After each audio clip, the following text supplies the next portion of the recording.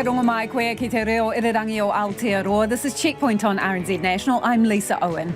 Haere ake nei, the battle with bureaucracy. What does it take to get MSD to cough up the millions it owes clients? We talked to a woman waiting for it to make good on a massive IOU. She's not alone. There's plenty of grandparent carers in the queue too.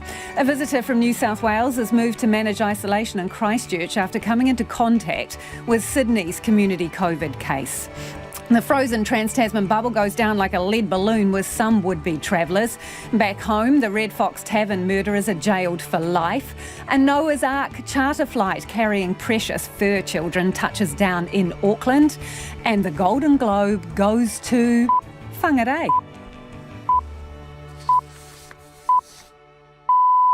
RNZ News at 5. Kia ora, ko Susana Leata tēnei.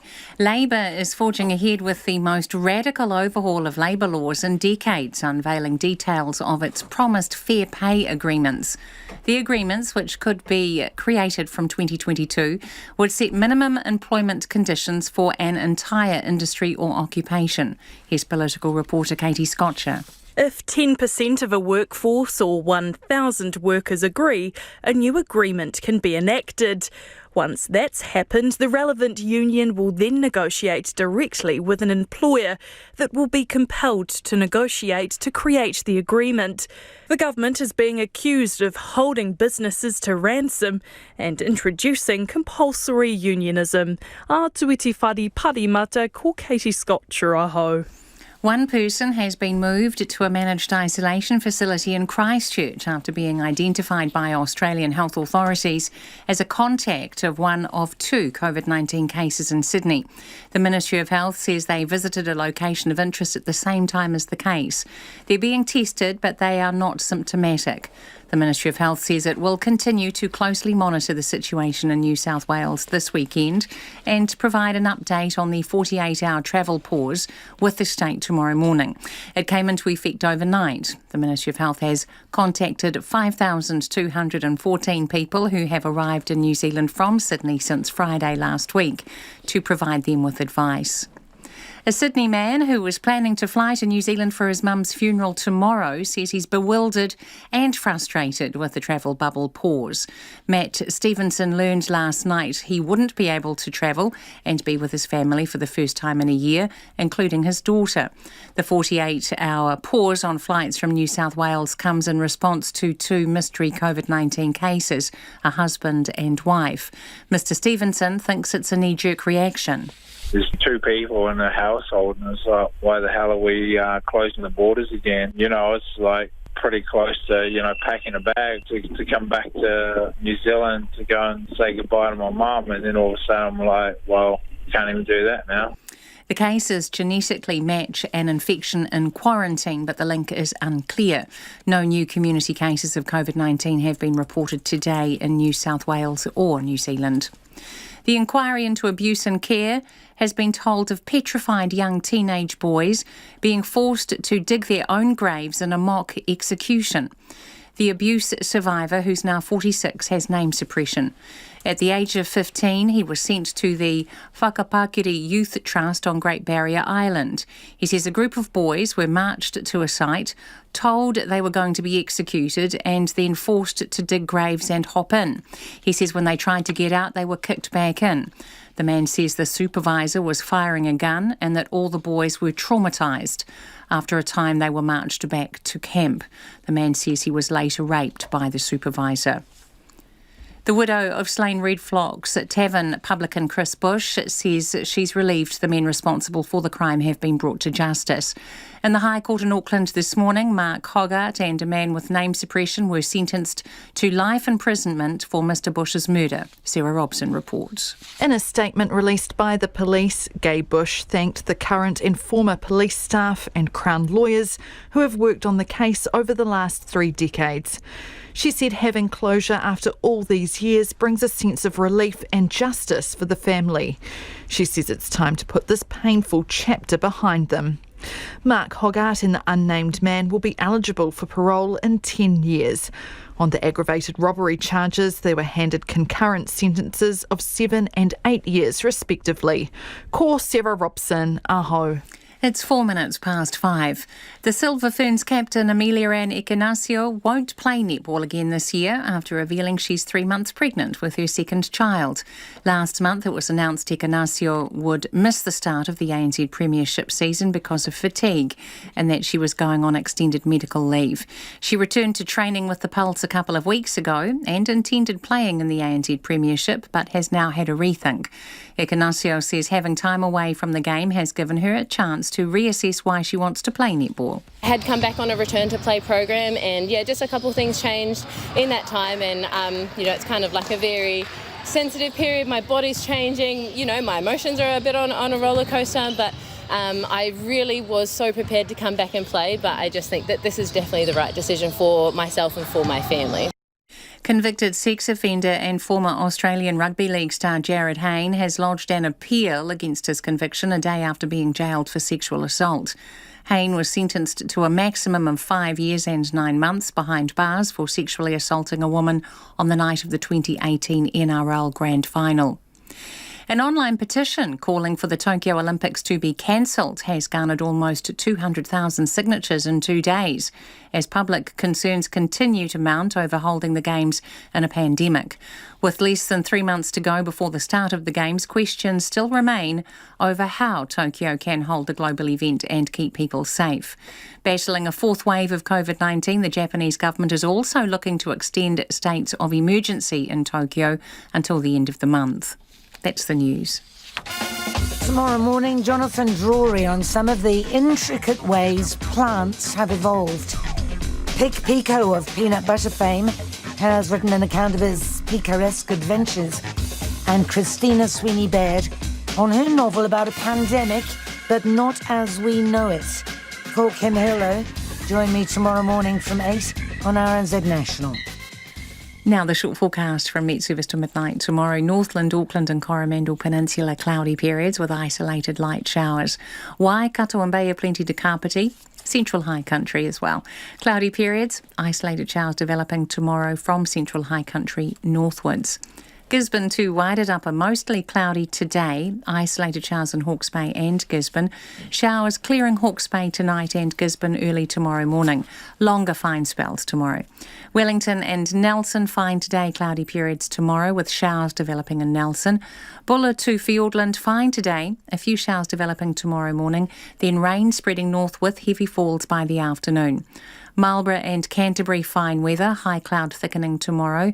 Otago and Southland fine apart from a few areas of low cloud or fog morning and night. Occasional rain developing tomorrow afternoon. And Chatham Islands, fine spells. RNZ National at 7 minutes past 5. Thanks, Susana. Tēnā koutou katoa, no mai haere mai ki Checkpoint e tēnei rā, ko Lisa Owen taku ingoa. We've all heard about beneficiaries having to pay MSD back, but what about when MSD owes you and owes you big? Well, one South Auckland social worker will tell you it's a bureaucratic nightmare.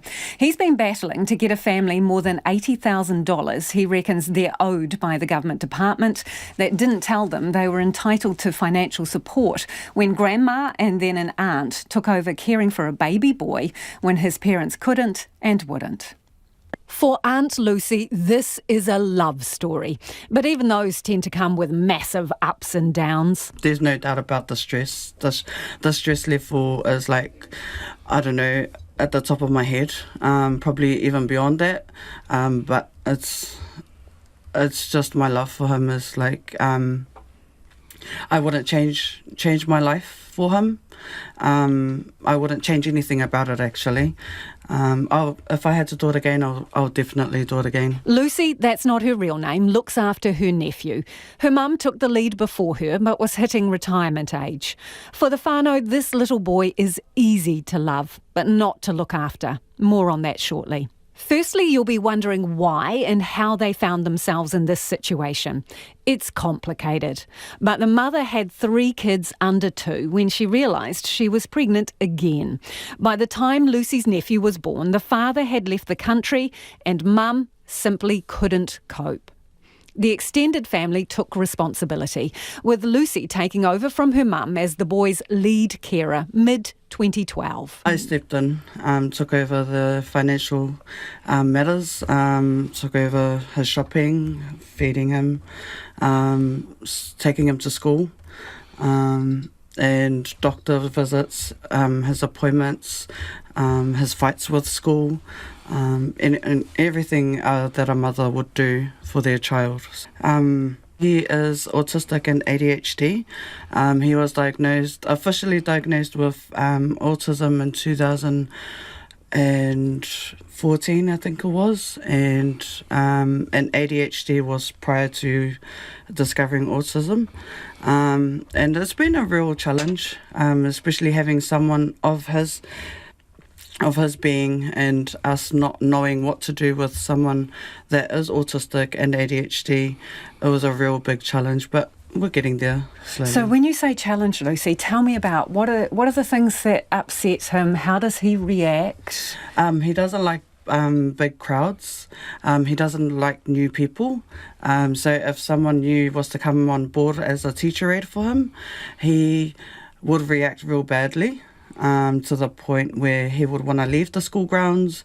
He would he would swear at the teachers that's trying to calm him down, and also he'll take it out on any student that's near him. When you say take it out on another so student, he would either punch or kick or probably throw something at the innocent child that's standing right in front of him. And that's because he is dealing with something new. Lucy has juggled work, the care of her older son and looking after her nephew for years. Financial strain has been real hard, like literally real hard, to the point where sometimes we would go without. I have a 19-year-old son now. When he was in school, so whenever I get his uniform grant from WINS, I would split the grant for my nephew. So whatever is left over from my son's uniform, I will split it and pay for my nephew's one. And stationery, food, anything in general, his medication sometimes, depending on where I get his medication from. And yeah, it's been real hard. But so you've struggled to pay for those things, food, medication. Yes, it always has been a struggle. And when you say sometimes you have to go without, what do you mean? Sometimes what I mean by sometimes without is that we would have to go out with no food. All that time, Lucy says work and income never told her she could get financial help, specifically a thing called the unsupported child's benefit. We'll get to the math, but basically it's a weekly payment, anywhere between $200 and $265 to help carers who are looking after a child under 18 for a year or more because their parents are not able to. No mention of that at all, Lucy says, even though the transfer of care from grandma to auntie was discussed in the presence of a Whangarei case manager at a meeting in August 2012. MSD disputes that, saying it wasn't aware of the change in circumstances until September 2020. Fast forward to last year, and school social workers noticed the family wasn't getting the financial help it qualified for. Here's one of them, Alistair Russell. It's very clearly the job of work and income staff to tell people of benefit eligibilities that exist. Work and income make a big deal about talking about full and correct entitlement, and they have failed miserably in this instance to deliver that to Lucy and her family. So what should happen now then? Without doubt, work and income should pay up the full and correct entitlement to this family. They should go back and calculate the arrears that are owed going back to 2012 and pay up. Time to get the calculator out for the social workers' sums. So 52 weeks a year for approximately 8 years equals 416. Times that by the basic rate of the unsupported child's benefits, so $200 equals $83,200 of unpaid allowance, according to them. Here's Aunt Lucy again. I was actually dumbfounded, to be quite honest, because I had no clue that that financial help was right in front of me.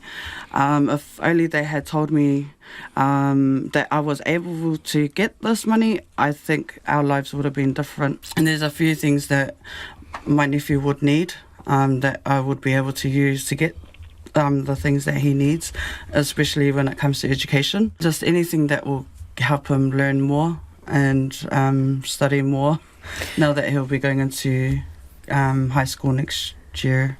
Alistair Russell says the social workers started chasing it on the family's behalf in September last year. Calculate that too. It's about 9 months of wrangling, he says, reports, assessments, sworn statements, emails back and forth. Since Checkpoint started asking questions, the pace has picked up. And this statement from Kay Reid, Group General Manager, Client Service Delivery. We want to ensure our clients receive their full and correct entitlement. In this instance, a more fulsome conversation should have been had with Lucy on her eligibility for the unsupported child benefit. This does not meet the standard we expect when working with our clients, and we apologise for this. Lucy's circumstances have been reviewed and it has been determined she is owed a significant amount. We have been in contact with Lucy to apologise for this error and let her know that she will receive her payment this week. But Alistair Russell says he knows of other Aunt Lucys and suspects there are even more. So his message to MSD is blunt. This is appalling. You need to actually take the murals that you have on your wall seriously, where you are saying that the most important thing is the people, he tangata, he tangata, he tangata. That is on every wall of every work and income office in the country, and it is frankly a lie in terms of the way they treat people. The Prime Minister talks about kindness. There is nothing kind about the way this is done. Well, this afternoon, MSD contacted Aunt Lucy and confirmed by its calculations it owes her more than $76,000. In a statement to Checkpoint, MSD says it will make that payment today.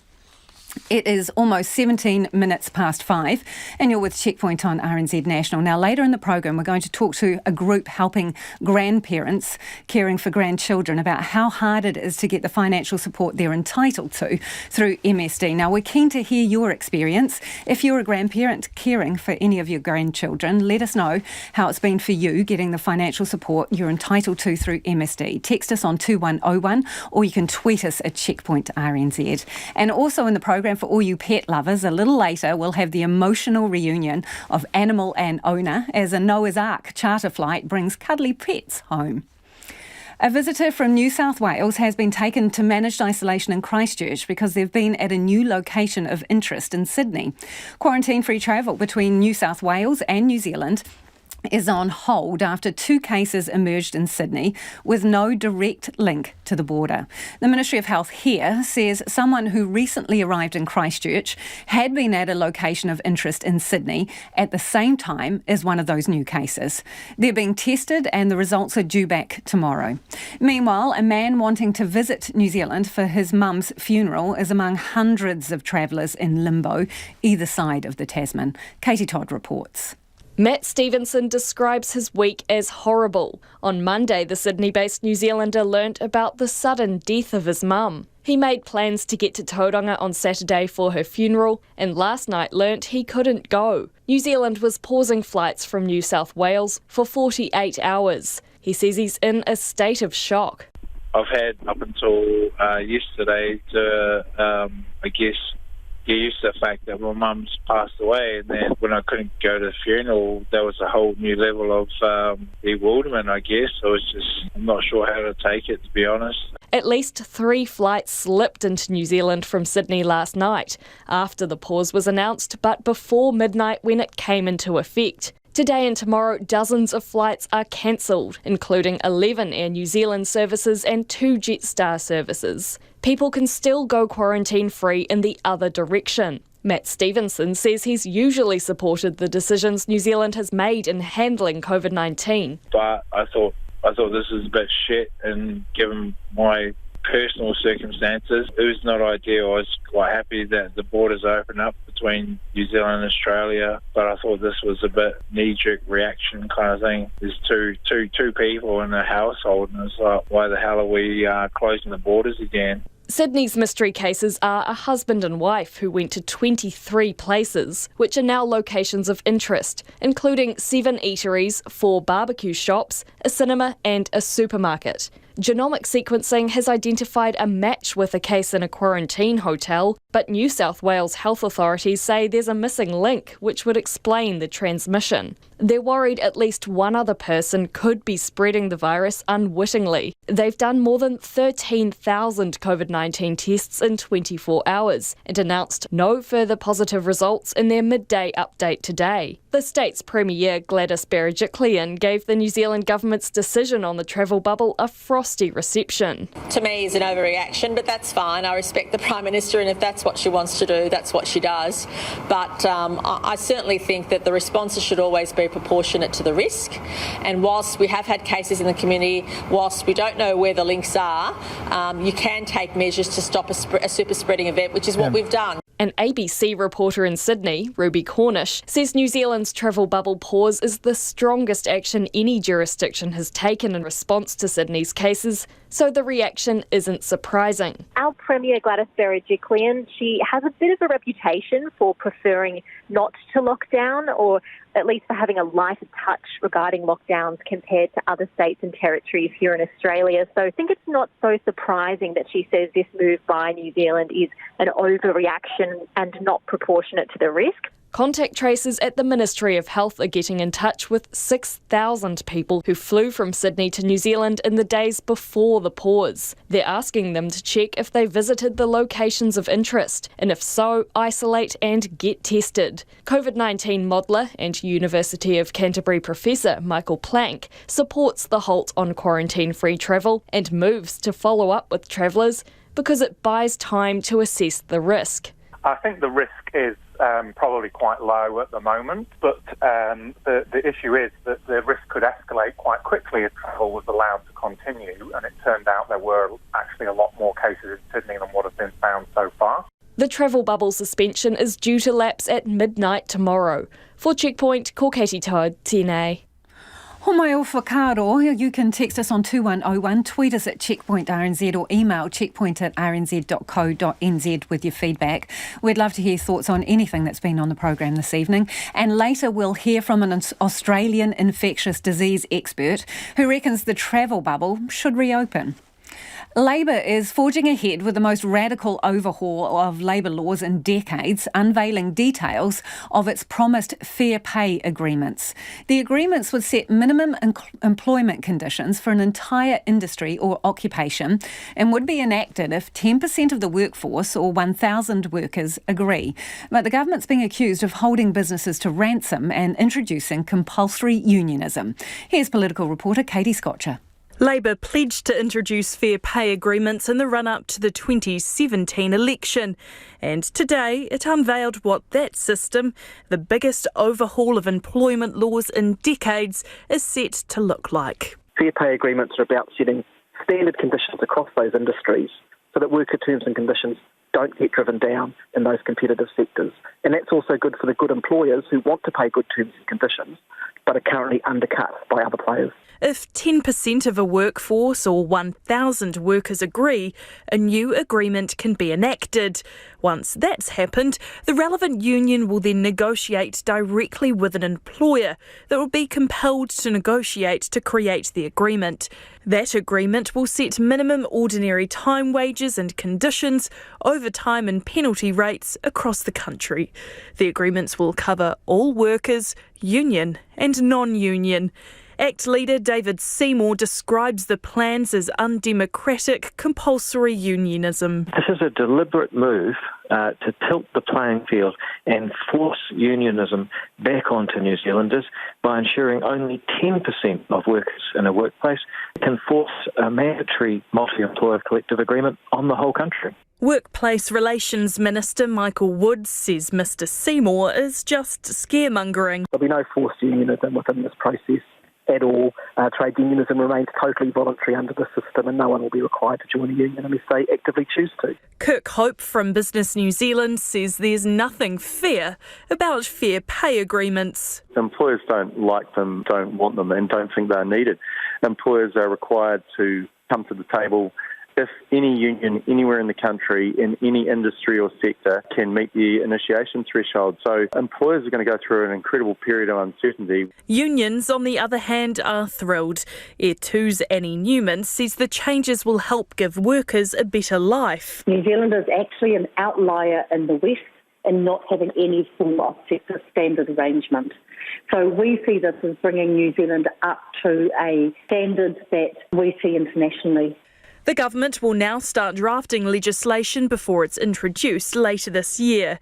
It's expected to pass in 2022. A tui te whare parimata mo te hōtaka o te ahiahi nei, ko Katie Scott Churaho. Cold case closed. Almost 34 years after Chris Bush was shot dead at the Red Fox Tavern in Maramarua, two men have finally been jailed for life for the crime. Mark Hoggett and another man with name suppression were found guilty of murdering the father of two and robbing the pub of tens of thousands of dollars, following a 7-week trial in the High Court at Auckland earlier this year. After a decades-long wait for justice, today's sentencing has finally given Chris Bush's widow and daughters a sense of closure and relief. Sarah Robson has been covering the case and filed this story. It was late on the Saturday night of Labour weekend 1987 when two heavily disguised men burst through the unlocked back door of the Red Fox Tavern. One of them was armed with a sawn-off double-barrelled shotgun. The other was wielding a bat. Chris Bush was shot dead. The safe was cleaned out and the 3 other bar staff were tied up before the offenders made their escape. Crown Prosecutor Anna Devathasan said this was no robbery gone wrong. It was a successful robbery in which over $30,000 was taken, a king's ransom in 1987, which the offenders nearly got away with. This was no accidental killing. Chris Bush's widow Gay and his 2 daughters, Penny and Jodie, all provided victim impact statements to the court, as did the 3 bar staff. None of them were read out, but Justice Wolford said the actions of Mark Hoggart and the unnamed man that night have had an enormous, long-lasting impact on the victims. It's no exaggeration to say other lives have been ruined with post-traumatic stress disorder, depression, stress-induced seizures, anxiety attacks, recurring nightmares, inability to work and withdrawal from society. But Justice Wolford also said there was a sense of relief. That the truth has finally been established and that those responsible will now be held accountable for their actions. In a statement released by police, Gay Bush said having closure after all these years brings a sense of justice for the family. She said now it's time to move forward and put this painful chapter behind them. Detective Senior Sergeant Mike Hayward was part of the police team that reinvestigated Chris Bush's killing in 2016 under the leadership of the late Detective Inspector Gary Lendrum. He says it wasn't easy to get to this point. A small team started out by poring over 13 big boxes of old files, the equivalent of about 100 lever arch folders. As well as the initial investigation, there were over 250 alternative suspects that were also nominated for this offence. So working through all of those and all of that material, it was certainly time-consuming. But at last, the 2 men pinpointed as suspects in the original investigation have been held to account. No family should have to endure 33 years to wait for justice, and certainly a case that's been in the public eye for so long as well. The result today for them is just immense. And for the Maramarua community too. It's no longer a town of an unsolved homicide. Mark Hoggart and the unnamed man will be eligible for parole after serving 10 years in prison. They were handed concurrent sentences for aggravated robbery of 7 and 8 years respectively. Christopher Stevenson, the lawyer for the unnamed man, has signalled his client will appeal his conviction and sentence. Mō te hōtaka o te ahi, ko Sarah Robson, aho. COVID-19 forced some people to part with their pets for more than a year, but the wait is finally over. A Noah's Ark charter flight from Canada filled with dozens of beloved cats and dogs has touched down in New Zealand with some very precious cargo on board. Now, after 10 days of quarantine, owners are finally reunited with their pets. Our reporter Louise Tenuth and cameraman Nick Monroe were there. We're pretty excited. It's been a long time coming. Yeah, it feels like Christmas. That's Sage's mum, Jennifer Ellis, talking to me last night. Too excited to sleep. The last time she and her partner Jeffrey Nyhouse were with their 3-year-old husky Cross was on a camping and canoeing trip in Canada 11 months ago. Sage is an adventure-loving dog with a big personality. Jennifer and Jeff moved to New Zealand last June to start new jobs. Sage was supposed to come with them, but missed her flight by just 1 day because of COVID. But today, after 10 days of quarantining in Clevedon, the time has come for the trio to meet again. It's just confusing. It's so confusing. It's okay. A little overwhelmed, aren't you? Just a little bit. Yeah. While Jennifer and Jeff were thrilled, it took Sage a little while to recognise she's home. Took a little bit, but they said you kind of go in and it's quite light, and it's the first light they've seen, so it takes a little while to adjust, but she smelt us. After months of living with her grandparents, it appears she's been a bit spoilt. Very well looked after. I think she's gained a little weight since. Hi, baby! Good. Sage wasn't the only furry friend returning home. 42 pets were on the 14-hour Air Canada flight from Vancouver to Auckland, and 36 families were there to meet them. He smelled us and then he instant, oh, they're my parents. And now he's settled. And then he started barking at us like, you left us. Really excited, really happy, just super relieved that finally we've got him back. Eats, walks, and we've got a big backyard so she can actually play in the backyard here. Just for you. Yeah. Since the COVID-19 pandemic emerged, Worldwide Animal Travel has arranged 3 charter flights. The first 2 went to Australia. If there's sufficient demand, a second charter to New Zealand might be on the cards for those who missed this one. For Mark Webster, the arrival of his daughter's dog Azul meant a few other family members came home too. So finally they got transport for the dog, but then she was too pregnant to fly. So, and then once the baby was born, you've got to wait a certain amount of time before you can come back. But now that the dog is here, they can come back. So they're all booked in for end of June. MPI vet Fergus McConnell says the demand for the flight was extremely high. There's 3 quarantine facilities here in Auckland and there's 1 in Christchurch. They've been split up just because there's been such a large number of pets arriving. They've been split up across the quarantines. It's a 12-hour round trip for Jennifer and Jeff today. Now they're heading back to Manawatu with Sage. But there's no doubt the trip was worth it. Would do again. Yeah, so I'll get her home and get her settled in and then can start going from there. So got a bit of a road trip first. Once they're home, the plan for the weekend involves lots of walks, treats and Sage getting used to her new pad. For Checkpoint, Louise Tenuth. And if you were listening to that on radio, do go online. We'll put the video up on our Facebook page from that story of Nick and Louise. There's some gorgeous pictures of that reunions.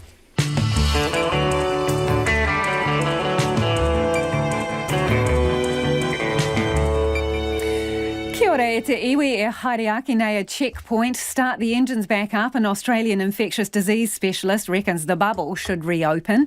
And the grandparents taking on the parent role and missing out on MSD payments. Homai o whakaaro, we'd love to hear from you about anything you've heard on the program tonight. Text us 2101, tweet us at Checkpoint RNZ, or you can send us an email. The address is checkpoint@rnz.co.nz. Time now for the headlines with Susanna. Health officials have moved a person considered a close contact of one of the 2 COVID-19 cases in Sydney to a managed isolation facility in Christchurch. The Ministry of Health says the person was identified as having visited a location of interest at the same time. The Ministry says it will provide an update on the 48-hour travel pause with New South Wales tomorrow morning. Meanwhile, a Sydney-based man wanting to travel to New Zealand for his mother's funeral this weekend has expressed frustration at the travel pause. Matt Stevenson told Checkpoint the ban was a knee-jerk reaction. Labor is forging ahead with the most radical overhaul of labour laws in decades, unveiling details of its promised fair pay agreements. The agreements would set minimum employment conditions for an entire industry or occupation. The ACT Party's David Seymour says the proposals are a return to compulsory unionism. The inquiry into abuse in care has been told of petrified teenage boys being forced to dig their own graves in a mock execution. The 46-year-old abuse survivor, who has name suppression, says boys were kicked back into the graves when they tried to get out, while a supervisor was firing a gun. The man says he was later raped by the supervisor. The widow of slain Red Fox Tavern publican Chris Bush says she's relieved the men responsible for the crime have been brought to justice. In the High Court in Auckland this morning, Mark Hoggart and a man with name suppression were sentenced to life imprisonment for Mr Bush's murder. Gay Bush says the sentencing has given them a sense of closure and relief. There are significant delays for traffic through Bulls in the Rangitike district after a crash brought down power lines. The transport agency, Waka Kotahi, says the northbound lane on State Highway 1 through the town is expected to remain closed for the next few hours. It says motorists should delay travel through Bulls or consider taking an alternative route. Those are the latest news headlines on RNZ National. Our next news and weather update is at 6. Kia ora e ho, no mai hoki mai. This is Checkpoint, called Lisa Owen tēnei. It is time for the business news now with Nona Peltier. Nona, Tiwai Point, aluminium smelter, let's start there. So the head of the smelter has, resigned. Going where? Why? He's going to Mercury, which is an Auckland-based power company, very much a renewable power company. And so, yes, it's kind of an unusual shift from being a sort of big user to a big producer. And he's going to be he's going to be in charge of generation for Mercury. Big job. And of course, probably a cleaner job than the one he was up against, because he's been the head of TY for 3 years, but he's been with Rio Tinto, which owns the smelter, for 22 years. And amongst his tasks include tackling the disposal of toxic waste, the cleanup of the smelter site, and a whole lot of other stuff when it eventually shuts, probably in about 5 years' time. So much nicer, cleaner job for this fella, and he's going to be moving on to Mercury from TY after just 3 years in that job. Has he said exactly why he's going? No, he hasn't, but I'm sure it has something to do with working in a much better environment, no doubt. I mean, definitely the writing's on the wall for that smelter. Okay, now, this next thing. First of all, let's have a debate over what it is. Doji, doggy, doigi, what is it? Well, you're very close. It could be any of those things. Yeah, what is it? Well, it's called the Doge coin. Doge, okay. Doge coin. Now, it's also, there's a whole lot of other things that go with this. For example, Elon Musk, who's the head of Tesla, he is known as the Doge father. So anyway, it's a whole thing. Before we truck on, Nona, what is it? It is what? Virtual. It's a virtual coin. Right. And it was created 2013 as a sort of a token digital currency, which had almost no value whatsoever. You would flick it onto some creator of a meme or what have you as a sort of a tip. And now it went from, so let's see, in the last month, it went from 0.06 cents. So not even 6 cents, to 58 cents US. That's a huge increase. And people have been making money off of it, hand over fist, so to speak. And there's lots of ways that you can buy it. You can buy it from an app store, right? You can buy this Dogecoin, which I've never even heard of. It's so perplexing to me, Nona, that it is actually worth anything, and who says it's worth anything, and it's kind of like Emperor's new clothes. Should we invent a coin? It surely is. It's not even a coin that truly exists, and it's based on a dog meme, a Japanese hunting dog meme, which became popular in 2010. And it became the most famous meme. I know we're all like winking at each other like, really? Yes, really. It became a fad and was probably one of the biggest memes in the first part of the century and that first decade. And now it's carried on into being this Dogecoin, which people are buying on digital app. So from a value of less than a cent to 58 cents. Right. Why?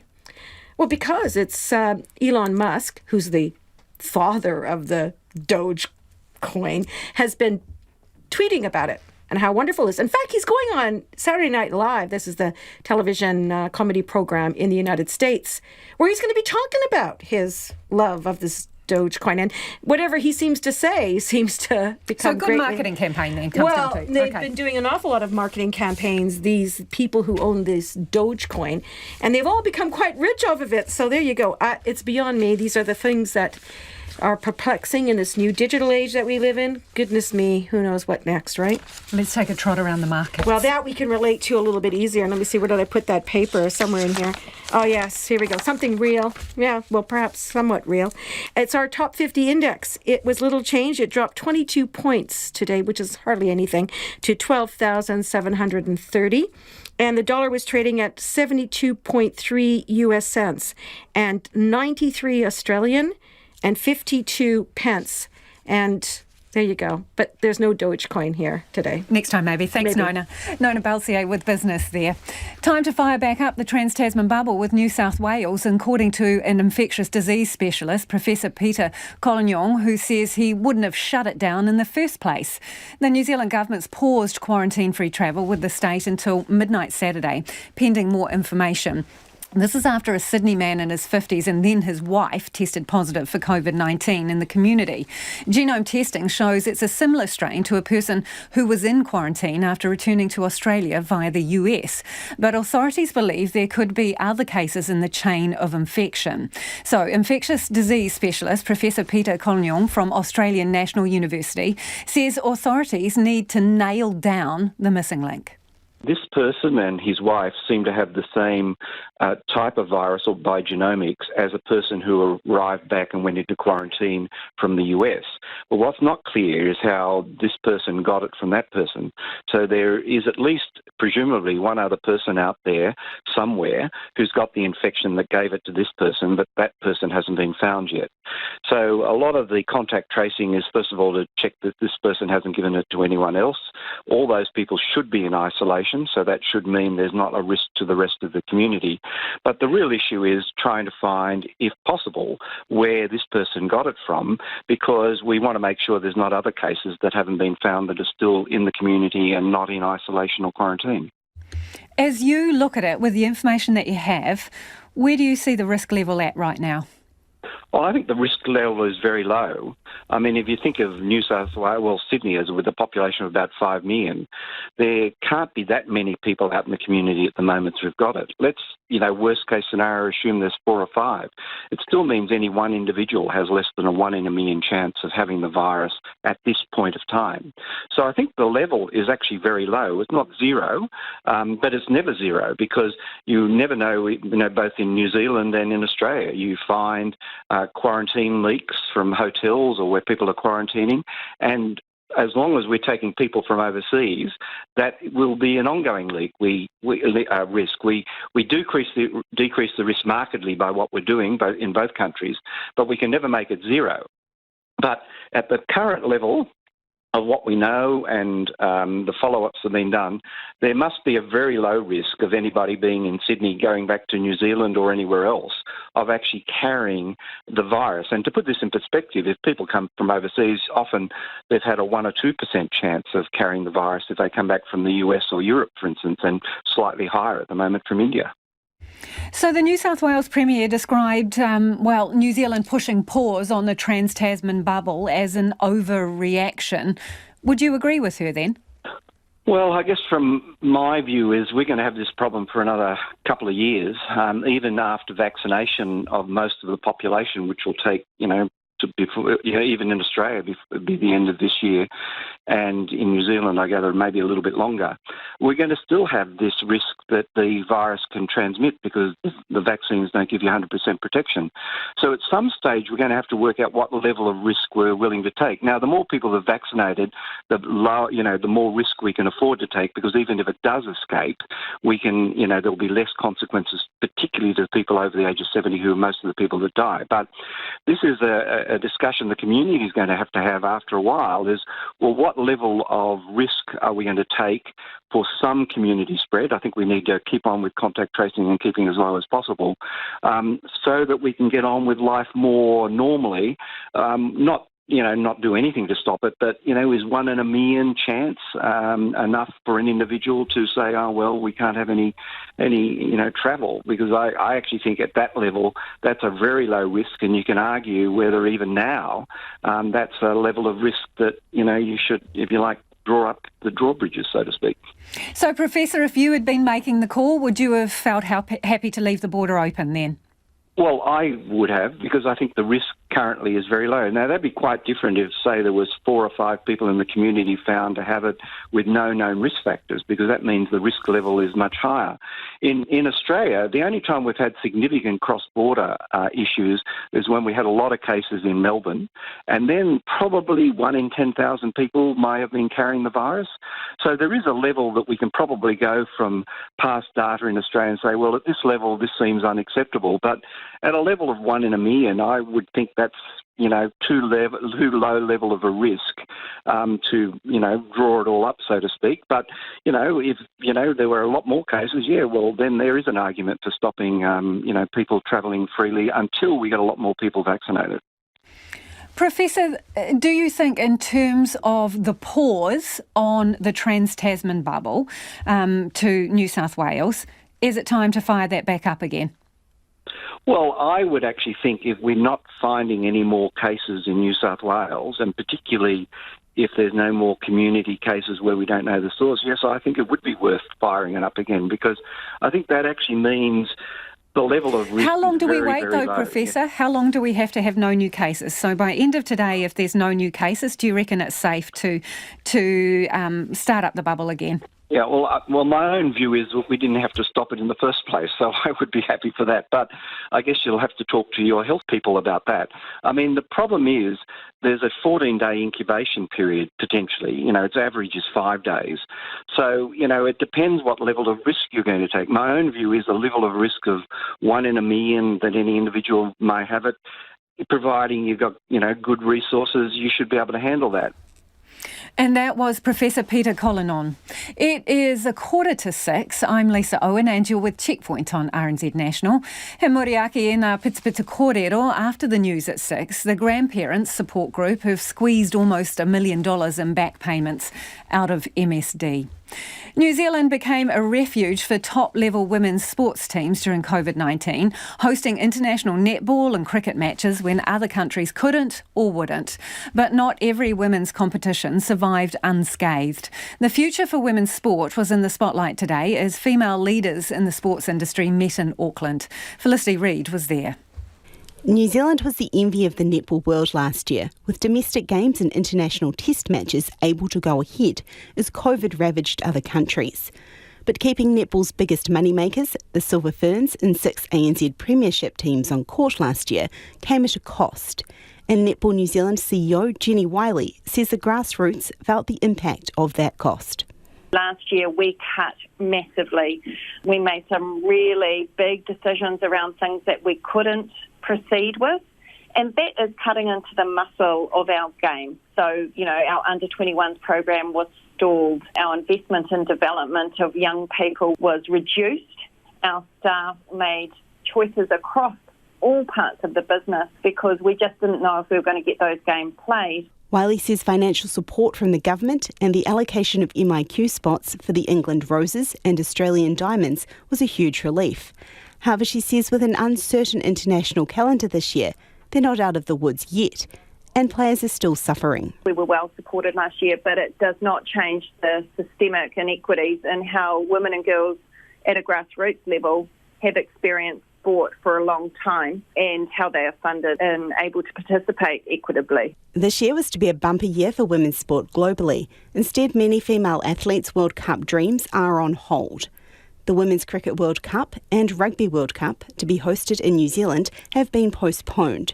Sport New Zealand CEO Raylene Castle says elite female athletes were worse off than their male counterparts when it came to opportunities for international competition over the past year.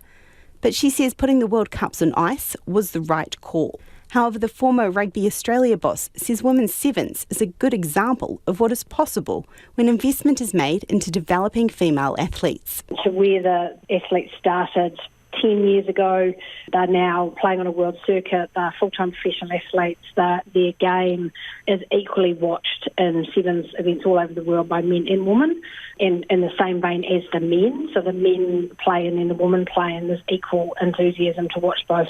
Research released today by Women in Sport Aotearoa shows more than half of adult New Zealanders now consider gender equity in sport to be an important social cause. It's been nearly 25 years since New Zealand's first, and only, athlete played in the women's NBA.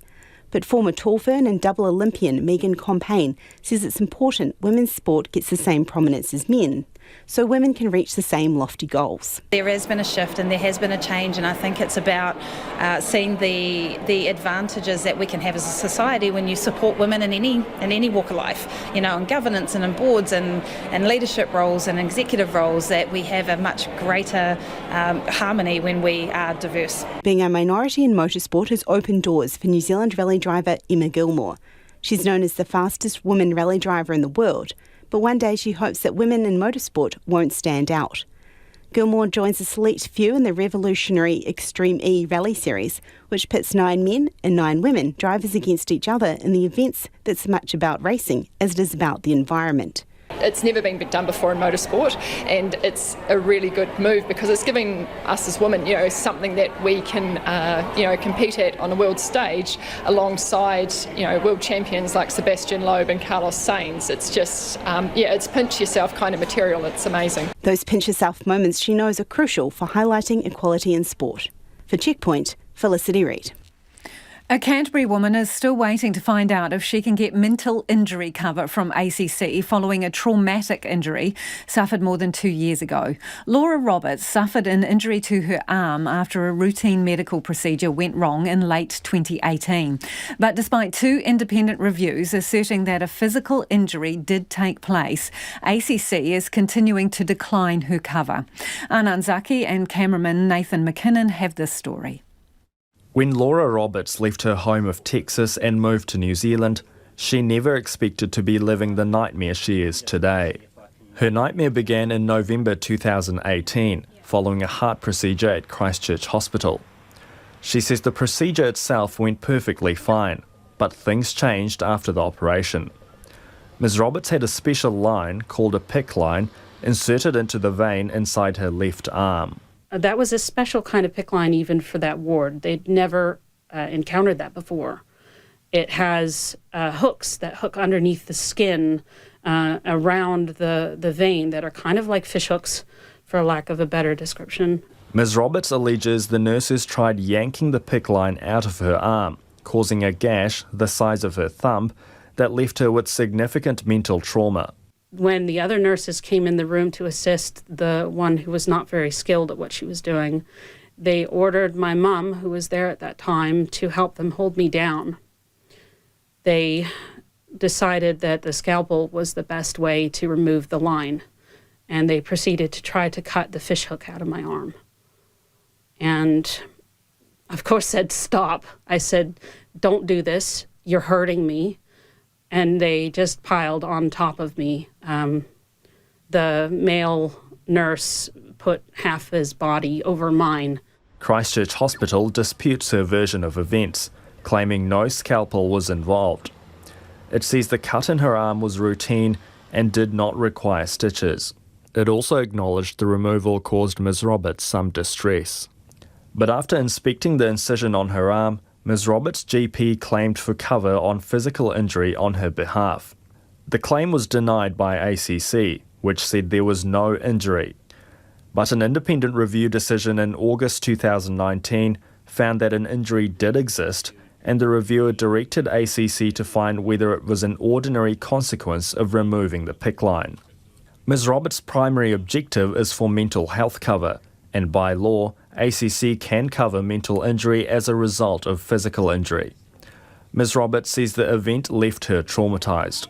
I hadn't slept. I was throwing up. I was just absolutely shaken, crying most of the day and night before. I could not no matter what I tried to do to change what happened, I couldn't get over the fact that I had had 3 people holding me down and hurting me like that. That was just awful. After the review, Ms. Roberts filed a claim for mental injury, in addition to the physical injury claim. She wants ACC to pay for counselling.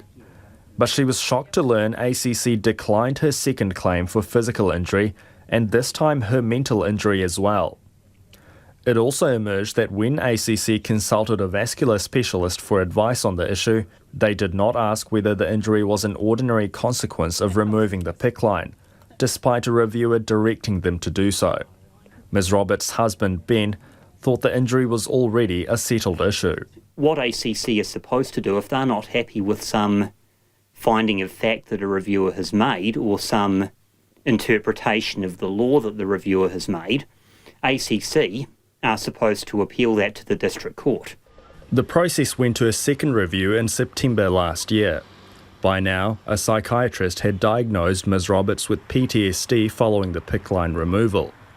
The new reviewer, Peter Barker, also agreed that a physical injury did exist and issued an estoppel, preventing ACC reopening the case of whether a physical injury existed or not. Mr. Barker quashed ACC's decisions around physical and mental injuries and directed whether it will accept a mental injury caused by a physical injury. But Ms. Roberts says ACC has once again disputed the existence of the physical injury, despite the estoppel last year. They are using every dirty trick they can think of. And it's not right, because, the stupidity is they have already spent tens of thousands of dollars fighting me.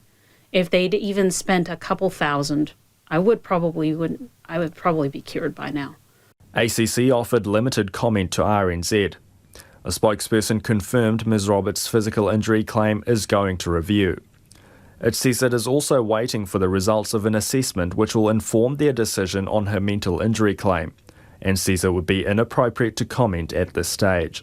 For Checkpoint, Anand Zaki.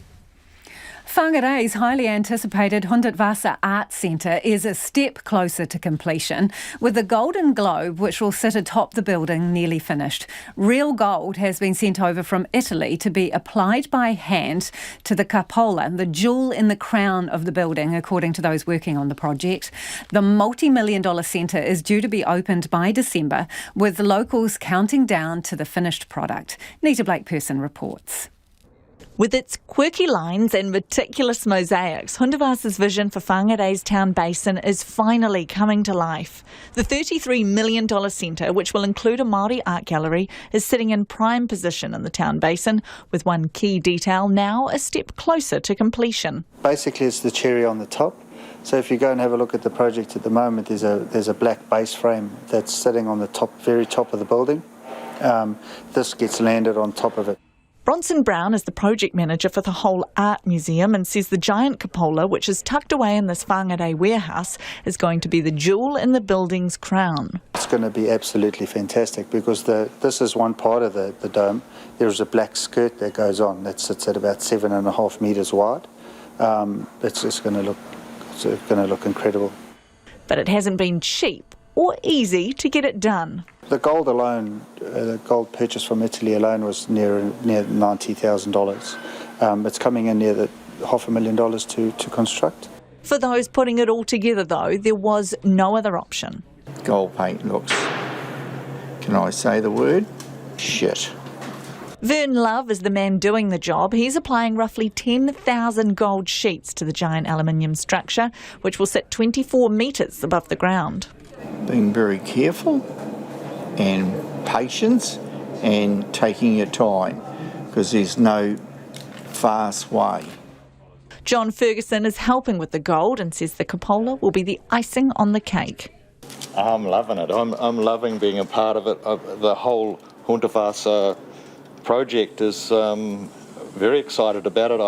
I've always enjoyed going to Kawakawa and seeing the toilets, and to see this on this is just another level. The cupola will sit high alongside the rooftop garden, which was recently planted. It's all done. There's 145 native trees that have been planted and over 3,000 ground cover plants that have been planted. So we've already got shade up there. We've got benches up there. We've even got a bird's nest in one of the trees. So the life's starting to come in. Plans for this art museum were one of Hundertwas's parting gifts to Northland, and now his vision is finally becoming a reality. The gold cupola is due to be in place by June, and the whole place will be open to the public come December 3rd. The centre is the world's last authentic building by the late Austrian-born artist and architect who spent most of his last 30 years living in Northland. Mo te hōtaka o te ahiahi, ko Nita Blake-Person tēnei. And if you were listening to that on radio, we'll put that video up on our Facebook page so you can check it out. Also, someone asking if they can watch it somewhere else. Yes, you can, YouTube. So you don't need to miss out just because you don't want to go onto Facebook. You can watch the video on YouTube as well. On our earlier story about Aunt Lucy, this is a woman caring for her nephew. MSD has conceded that it owes her a significant amount of money because she was entitled to an unsupported child benefit, but she says she was never told about it. MSD does dispute that, but they're paying up and say they'll pay by the end of today. This listener says, I'm an advocate in Porirua. Same story. I have 5 people waiting months for back payments. Wins can sue you, but you can't sue them. It's a systemic issue, they say, not a one-off. Someone else says, what about some compensation for Lucy and the nephew? They don't believe it's just enough to pay back the arrears and say that government departments won't get the message unless there is some other kind of penalty. So what about compo? Another person says, Ministry of Social Development used to follow the Wisconsin model. This assumed that the client needed to know the possible support. It is not the responsibility of the ministry to inform them, which is why beneficiaries need mentors and advocates, they say. RNZ News at 6, ngā mihi nui ko Susana Leata tēnei. One person has been moved to a managed isolation facility in Christchurch after Australian health authorities identified them as a contact of a COVID case. The person visited a location of interest. Katie Todd reports. New South Wales health authorities are scrambling to identify how a husband and wife caught the virus. New Zealand has suspended travel with the state for 48 hours, and the Ministry of Health has contacted 5,214 people who have arrived in New Zealand from Sydney since Friday last week to provide them with advice. The person who's been moved to managed isolation isn't symptomatic, but they're being tested. Another update on the travel pause is expected tomorrow, and health authorities remain in contact on either side of the Tasman. Ko Katie Todd, tēnei. The Workplace Relations Minister says the government's major overhaul of employment law will ensure workers get a fair go. In the most radical overhaul of labour laws in decades, the government plans to introduce fair pay agreements, setting minimum conditions of employment for all workers in an entire industry or occupation. The agreement process will be initiated if 10% of a workforce or 1,000 workers agree. Michael Wood says this isn't forced unionism. Then the unions and the employers sit down at the table and work for a fair pay agreement, and they come to an outcome by working together in that negotiation process. So that's simply a trigger to start the bargaining, and you have to have that somewhere. If you want to get the outcome, which we do, which is fair pay agreements to support those workers who have served us so well during COVID-19, you want a reasonable threshold to allow the process to kick in. Michael Wood says the agreements will stop the race to the bottom many employees experience. The police say they're undertaking a comprehensive review of Gloria Vale after wrapping up 4 days of interviews with members this week. West Coast Area Commander Inspector Jackie Corner says the police and Oranga Tamariki say a significant number of the religious community members were spoken with in relation to a range of alleged offending, including sexual offences. She says further inquiries are required and the police are undertaking a comprehensive review of Gloria Vale matters. The police are also working with former community members who have raised concerns. The Imam of Christchurch's Linwood Mosque has been sacked as a trustee of the masjid. His fellow trustees say he has sidelined them and plans to build the biggest mosque in the country on the site of the current one, with money from the United Arab Emirates. The Zayed Charitable and Humanitarian Foundation will install its own candidates to sit alongside Australian-based businessman Tawfiq Al-Drisi on a new trust that will own and operate the new mosque. Mosque Chairman Ahmed Jahangir says they were given a verbal agreement that ownership would end up with the current trust. It's heartbreaking after so much of efforts that we have put on this mosque to take it to the next level. We feel that everything has been broken into pieces. Ahmed Al-Idrisi insists the trustees agreed to the deal a year ago. A 25-year-old man has been charged with threatening to kill in relation to recent threats to National MP Simeon Brown. Police say the complaint was originally received in Counties Manukau and an arrest was made in Lower Hutt. A young girl has shot 3 people at a school in Idaho before being disarmed by a teacher. Local police say the girl, thought to be either 11 or 12, pulled a handgun from her backpack and fired multiple shots inside and outside Rigby Middle School in the small city of Rigby. All of the victims suffered injuries to their limbs. The BBC's Peter Bowes reports from Los Angeles. The girl, a student at a middle school in the town of Rigby, is understood to be aged 11 or 12. The authorities say she opened fire with a handgun and was disarmed by a teacher. The 3 victims were shot in their limbs and are expected to survive. The suspect's motive is being investigated by the FBI and local police. There's been a string of shootings in the US involving multiple victims this year. Last month, President Biden said the level of gun violence in the country was an international embarrassment. A giant gold cupola worth around $500,000 is nearly ready to be added to Whangarei's Hundawasa Art Centre. The $33 million centre, which will feature a Māori art gallery, is due to open in December. Project manager Bronson Brown says one of the centre's key features is a giant rounded dome covered in real gold. It's going to be absolutely fantastic because this is one part of the dome. There's a black skirt that goes on that sits at about 7.5 metres wide. It's just going to look incredible. Bronson Brown says a barge will be used to help transport the cupola to the art centre when it is installed in June. It's 6:05. Silver Ferns captain Amelia Ignacio is urging fellow athletes not to feel guilty about taking a break from sport for the sake of their mental health. Last month it was announced she would miss the start of the ANZ Premiership season because of fatigue and that she was going on extended medical leave. She has now revealed she's pregnant and won't play again this year. Ignacio returned to Pulse training a couple of weeks ago and was planning to play while pregnant, but has now had a rethink. During her few weeks off, she examined whether she wanted to keep playing and knows now that she does, but it wasn't a straightforward process. I felt really guilty for needing to speak up and say that I actually wasn't 100% and that I did need some help and needed some time away from being on court. And I've learnt in that time that I don't actually need to be guilty about that all athletes actually should be able to take some time away guilt-free. The Highlanders will be without coach Tony Brown for the upcoming Trans-Tasman Super Rugby competition, with Brown returning to Japan earlier than expected. Brown is leaving to help head coach Jamie Joseph prepare the Brave Blossoms for their test against the British and Irish Lions in July. Undefeated in their last 5 matches, the Wellington Phoenix will go into their A-League football match against Adelaide tonight with plenty of confidence. The Phoenix sit 4 points away from a playoff spot with 4 games remaining. That's the news. Tonight on Nights and Friday Night Live, we feature a collaboration between Tex and the Auckland Philharmonia Orchestra in a concert recorded at the Auckland Town Hall in 2019. On the mixtape, James Coyle, keys player for The Nudge and Fly My Pretties, speaks with Yardner Saw about his football team's new album that celebrates their Latin American connections. And we get the party started with a sonic tonic dedicated to live gigs.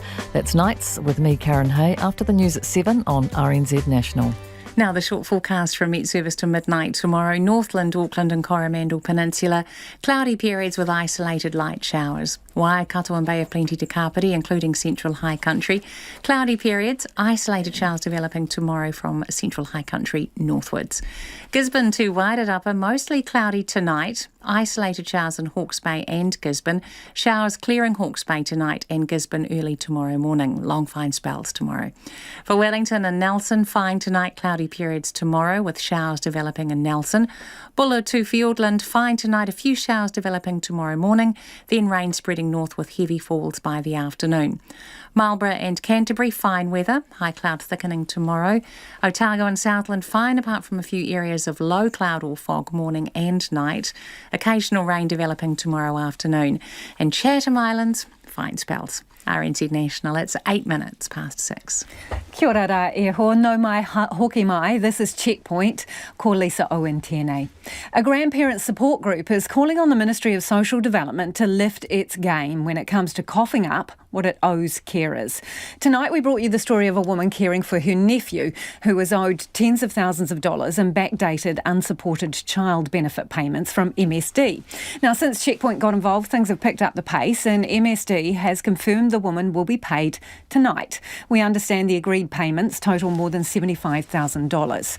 Social workers and advocacy groups say some MSD caseworkers give incorrect advice or neglect to tell people what they're entitled to, and to get any arrears is a big effort. Kate Bundle is the boss of Grandparents Caring for Grandchildren. Last financial year, they squeezed almost $1 million in IOUs for entitlements out of MSD. We had 19 clients that we advocated for and were able to ensure that they got arrears payments totalling $969,423. I've gone back over the last 4 years, and just including the provisional figures that I've got for the year to 31 March this year, and it's a total of around about $2.34 million that we've managed to get back for clients, around about 75 clients. So it's not insignificant, the amount of support that these grandparents have not been getting. You know, in one case, for example, over $200,000 was eventually what she was paid for the support of her grandchildren. And, you know, what this means is, for all those years that they weren't getting that support, they were really, really struggling to make ends meet. And the key time that they should be getting it is right from the get-go when the children come into their care. Why is it such a battle, Kate? Frontline workers and work and income often get it wrong. Sometimes they just don't know about the unsupported child benefit. They tell clients that they are not entitled to any support. They tell them that it's means tested when it's not, or they just just try and put them onto some other support, or just say they're not entitled to anything. You're raising someone's child in the family, and that's your job. So what do you know about how many people are proactively offered this financial support when they go to work and income? How many of them are told up front, hey, you could be eligible for this, this and this? Well, what we know from our research, we did this in 2016 with over 1,100 caregivers, we found that only 15% were actually advised that they could be entitled to the unsupported child benefit when they first went to see work and income. So, 85% weren't even told of their eligibility. So we know that over the last few years that there were improvements made. We did a lot of work with work and income through our advocate to ensure that people were getting the training that they needed at that front line, advising grandparents and other whānau caregivers. But unfortunately, that seems to have fallen a little bit by the wayside in the last while. Why do you think that is, Kate? Well, I think that work and income and MSD itself, the impact of COVID has really impacted the organisation based on what I'm hearing. I think there's a high turnover of staff within work and income and moving to other roles, and you lose a lot of that really good expertise at the front line when that happens. So those sorts of issues are happening.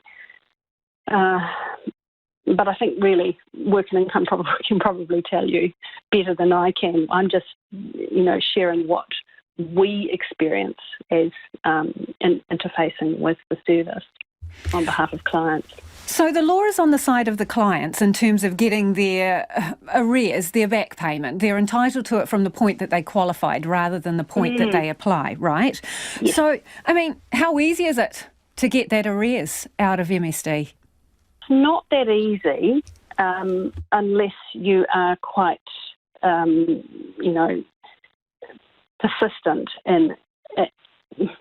You really do need an advocate, to be honest, and it needs to go through that process of applying for the arrears and establishing your entitlement to it. And if Work and Income can see that you have been entitled right from a date, well prior to your grant of the unsupported child benefit, then they will look to that and think, right, yes, you were entitled to, and you can get that arrears payment. But it does take a lot of time. Persistence is the key. So we've been talking about money, Kate, but actually what we're talking about is people's lives here, right? And in your case, you're dealing with grandparents who are looking after grandchildren. And from what you're telling me, a lot of them not necessarily starting out getting what they're entitled to. What does that mean for them in practical terms when they're not getting this financial support? Well, it's incredibly difficult because you can imagine that when you first take on a grandchild through a family breakdown, there's been a crisis in the family, and as a grandparent, you're either on national super or you might have decreased your work over the previous years. You might be part-time, you might be, you've downsized your life and you've actually downsized your income potential as well in many cases. So if you don't get the support for that child's needs, and let's face it, children, quite costly, really, to raise, to feed, to clothe, to make sure that they go to school, transport costs, all of that. So what we find is that so many of our grandparents are really, really struggling to make ends meet. They're struggling with the basic costs. And this is let alone paying for extras that a child should be entitled to realise their potential in life. I mean, you think about sports and arts and activities and all of those sorts of things. So this support that you get through the UCB is critical for these children. There is nothing else unless you're in foster care and you're getting the foster care allowance. So for so many of our grandparents, we know that they are going without food, they're going without medications for themselves, avoiding doctor's appointments, really, really doing it tough. And in many cases, some of them are even having to sleep in the lounge and lazy boy chairs or something like that because they've had to give up their bed for their grandchildren. And we're really concerned about the growing number of grandparents who are raising children in circumstances where they don't have adequate accommodation and housing and all those sorts of needs. So, Kate, what's your message to MSD then in terms of making this easier for these people? Oh, look, put some effort into resourcing your frontline case managers and service people to understand the law, make sure that these grandparents are getting the proper advice and treat them with dignity and respect. And that was Kate Bundle from Grandparents Raising Grandchildren. Trustees of Christchurch's Linwood Mosque say they've been completely sidelined by a secret deal to build a brand new masjid on the site. Money for the $10 million mosque, which will be the biggest in the country, has come from the United Arab Emirates, but the current trustees say it's being pushed through by an Australian-based businessman with no links to the community. Conan Young reports. Following the terror attacks in 2019, which saw 7 people shot dead at the mosque, the UAE-based Zayed Charitable and Humanitarian Foundation promised to build a new, larger mosque to replace the very small and modest one currently there. A neighbouring building, a former KFC restaurant, was bought with the intention that the land would form part of the new expanded masjid. Mosque chairperson Ahmed Jahangir says a verbal agreement was made that the new mosque would be owned by the Linwood Islamic Charitable Trust. Instead, he says the imam has gone behind their backs and become involved in a deal that removes them entirely. As Muslims, we try to stick to what we say. And unfortunately, we don't have any written document which says what we agreed on, but everything was verbal. Ahmed Jahangir, who continues to suffer pain from the injury he sustained in the mosque attacks, says they only found out about the secret deal last month. It involves an all-new trust, including the Sydney-based businessman and members of the UAE charity. They will assume control of the neighbouring land and the new mosque. He says they feel betrayed by the imam, who has breached their constitution by acting against the wishes of the majority of trustees. The imam has now been voted off as a trustee. We used to spread that love here, and these issues have created a lot of trouble, which is not at all good. It's heartbreaking.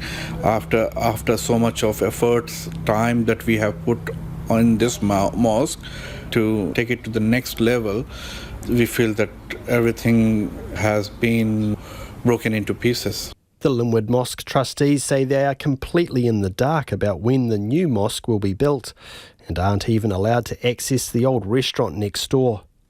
Ahmed Jahangir says that means having to use a tent to house extra worshippers they have coming during Ramadan. It was very kind enough from City Council that they have provided us with this marquee for our sisters to pray here. But again, this is the winter that we are in, and it gets very cold, especially during the night. The Imam, Abdul Latif, declined to be interviewed, asking that questions be put to his lawyer. The lawyer has yet to provide a response. The Sydney-based businessman who will sit on the new trust, Tawfiq Al-Idrisi, was happy to speak. He contradicts the account given by the Linwood trustees and says they made a verbal agreement a year ago relinquishing their involvement in the new mosque, something the trustees deny ever giving. We explained to them, and for us there was everything clear. Now they have personal clash among themselves. We don't want to be dragged in. Luckily we had a different trust. We can go ahead and build the centre and build the mosque for the Linwood community, not for these individuals that they have disagreements with others.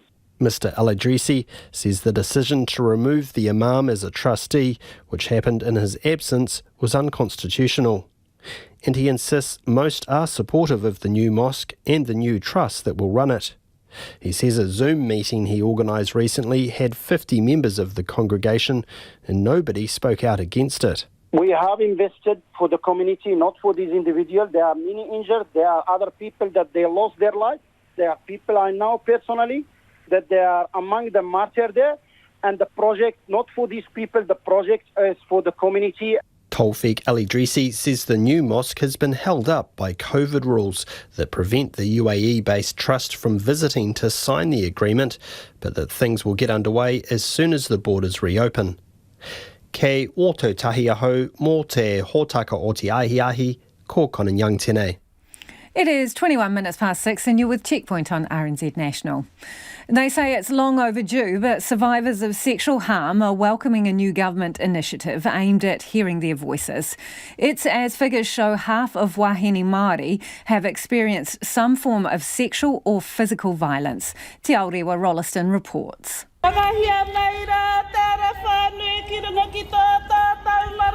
Jackie Clark is the head of the Aunties, a group supporting victims of sexual harm. She's also a victim of sexual harm herself and says it is time for the government to listen to survivors and hear their stories. There are so many women and kids who haven't survived sexual and intimate partner violence, and I want to pay tribute to them particularly because hopefully this initiative leads us on a road to somewhere that makes that better for women and kids in the future. The government's bringing together 10 departments under the program, Te Hau Tangata, to tackle the problem.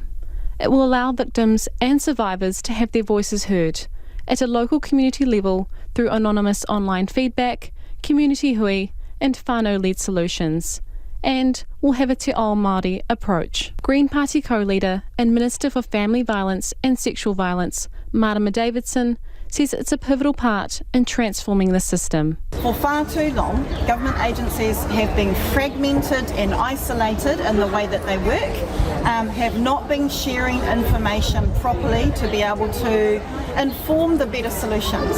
The joint venture is an attempt to finally work in a more joined up way. Dorothy is a mother to her son and daughter, and a survivor of sexual harm. She's never spoken publicly beyond her tight community of friends at the Aunties group because she feared facing criticism. Her perpetrator was a family member, and speaking out and getting justice carries a painful weight. Dorothy says the experiences of victims are sad, and survivors, especially wahine Māori, will only feel safe to share their story if there is a different approach of engagement that is supportive and understanding. A lot of my family members have had the same thing as well. I've met women through the aunties that, have gone through the same thing, and there needs just to be more support, more understanding, a different approach, I guess. Figures show half of wahine Māori experience sexual and physical violence, and 2/3 of the population who experience sexual assault are young people. Victims and survivors of violence and sexual harm say the initiative has been a long time coming. Dorothy says the engagement process is a great start. She hopes the initiative will bring awareness and that survivors will feel confident to come forward.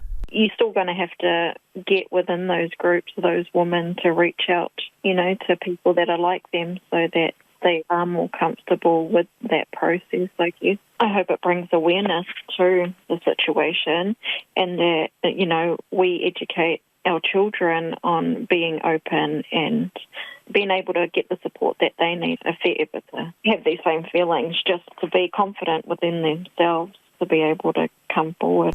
Te Hau Tangata will begin its engagement process next week. And that report was from Te Aorewa Rolleston. The government's announced a boost in funding for mental health in the north. A part of the money will go toward mobile services for youth and expanding targeted mental health teams. Andrew Little has announced $4.5 million will go into extending services through the Northland, Auckland and Waitemata district health boards. The new money will help provide support for nearly 250,000 young people. Nita Blake-Person reports. It was a warm welcome for the Health Minister at Whangarei Youth Space today. The one-stop shop for supporting young people with their mental health is the recipient of some of the $4.6 million that Andrew Little was doling out. We've now got another tranche of money available, so this was an obvious place to support them to extend the work that they're doing, likewise with the other centres.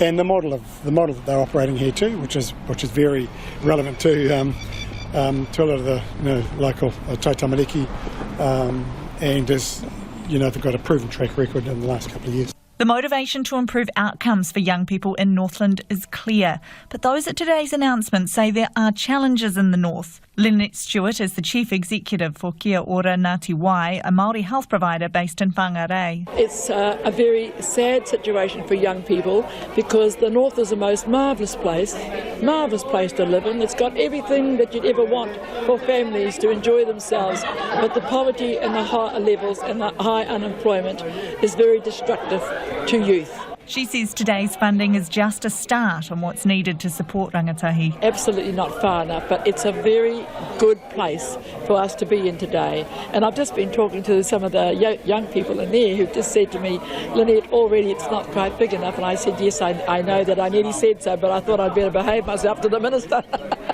Cherie Ihaiariwiti works at Youth Space. She says they've had huge growth and engagement with young people who want support. One girl was like, I just want to be a role model for my younger siblings because she's like one of 11 and she's watching them grow up in a space that she grew up that wasn't nice because her parents haven't changed their cycle, but to let them know that, whatever you go through, it's going to be all right, like the opportunities are there.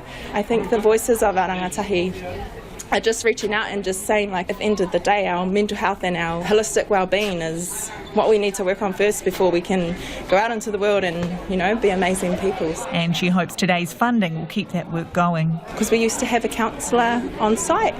Through funding that got cut, and it's kind of been left up to us as the kaimahi to sort of fill that void, which is not a problem, but at the same time, we've got all these things that we're doing, so it would be great, to have the money go towards stuff like that to alleviate us so we can do our mahi better. Today's funds will support a program in Taitokoro called He Kākano Aho, creating 6 primary youth mental health teams spread across the region. Each will include a primary health coordinator, a youth worker and a senior mental health and addictions clinician. Andrew Little concedes the funding may feel a little overdue to some people, but he says it will make a difference. Our mental health service generally for the last few years have been really struggling. So we've got extra money a couple of years ago. It's taken 4 or 5 years to roll it all out. And for some people, it will feel like, it's long overdue, but it's coming and it's there and it's providing support that is much needed in communities around New Zealand. Today's funds will cover contracts to expand services for 240,000 young people. For Checkpoint, Cornita Blakeperson, Aho. A German woman suspected of fraud and who faked her own death has been found out because of a pet poodle. She was arrested by Spanish police on the island of Mallorca, as Adrian Kochi reports.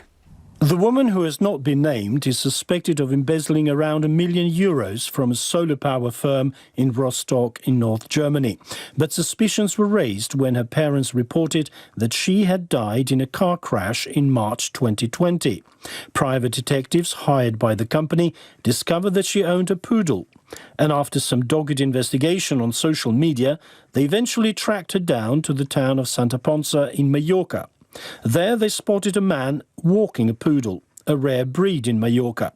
By now hot on the scent, they followed the poodle home and found the woman. She's now on bail and has reportedly admitted faking her own death. It's said that a dog is man's best friend, but clearly not, in this case at least, woman's. And before we head off, a 30-foot inflatable of British Prime Minister Boris Johnson with his thumbs up has been erected in the town of Hartlepool. If you're watching, it's a doozy. And this is no baby Trump. The suited and booted blow-up of Boris, well, it's on the flattering side, some would say, with a photorealistic face. It popped up in the town in northern England after the Labour stronghold of nearly 60 years swung heavily to the Conservatives in a by-election. It's as results begin trickling in across the UK after a bumper election day where voters picked representatives for the Scottish and Welsh parliaments, mayors and local councils. That's one big Boris for sure. We'll be back on Monday. RNZ News headlines at 6:30. The Health Ministry says it will provide an update on the 48-hour travel pause with New South Wales tomorrow morning. A close contact of one of 2 COVID-19 cases in Sydney has been moved to a Christchurch-managed isolation facility. Police say they have spoken to Gloriavale religious community members in relation to a range of alleged offending, including sexual offences. Petrified young teenage boys digging their own graves and a mock execution has been outlined to the inquiry into abuse and care this afternoon. Those are the headlines. Our next news and weather is at 7. Country Life this week is back with its series